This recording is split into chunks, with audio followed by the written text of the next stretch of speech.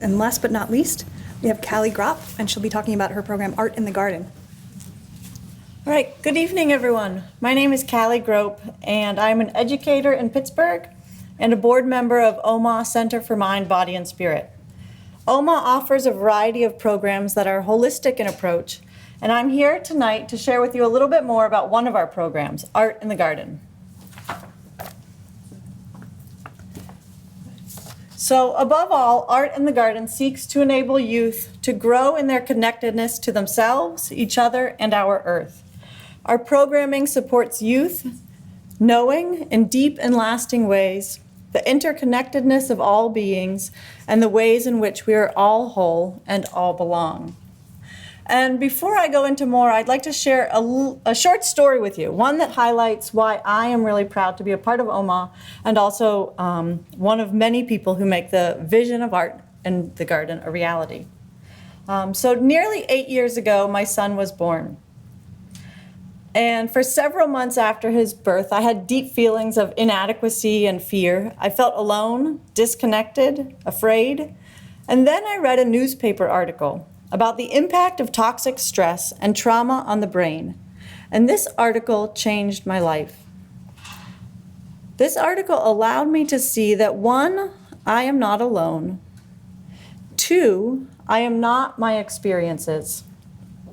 The stories I was telling myself about who I truly am, were not accurate. And 3, I can heal.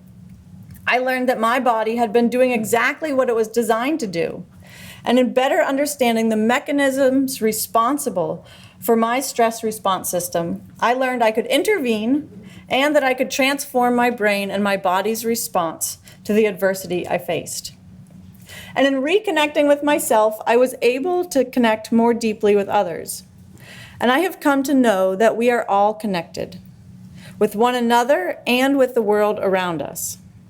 As the saying goes, touch one thing and everything moves. Art in the Garden, which includes OMA's Surviving to Thriving program, is designed to intentionally address the impacts of early childhood adversity and trauma on health and learning. It is a community of people invested in the resilience and social and emotional well-being of Pittsburgh youth. Our teachers and staff receive training in trauma-informed care and social and emotional learning.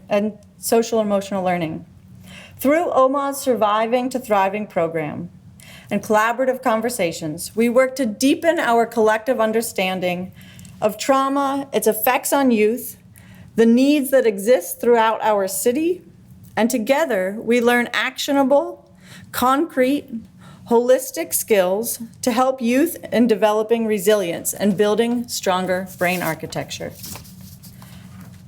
Art in the Garden supports children in seeing themselves as creators through the visual arts, through poetry, through music, dance, and theater, so that they may live their fullest expression of themselves. Through daily art and environmental activities, youth develop their ability to identify and process emotions and to channel their emotions into creative activities and self-affirming forms of expression. For example, as youth discuss what their clay piece needs to survive the firing, which they do in a kiln built on site, they discuss resilience in their own lives and what helps them thrive in the face of challenges. Youth learn to identify and name their emotions, and that emotions can and do change, like the wind. We practice empathy, perspective taking, and compassion with each other and with the plants we tend. We practice regulating our emotions. We learn to de-escalate and cool down by exhaling longer than we inhale through secular mindfulness and meditation, belly breathing, counting to 10, and feeling our feet on the earth. We learn strategies that get us out of fight, flight, and freeze. And help us regain access to the entirety of our brain. So I believe that we can do better for ourselves, for one another, and for the world that we share. And I'm grateful to have the opportunity to be here this evening and to participate in this celebratory call to collective action. And thank you.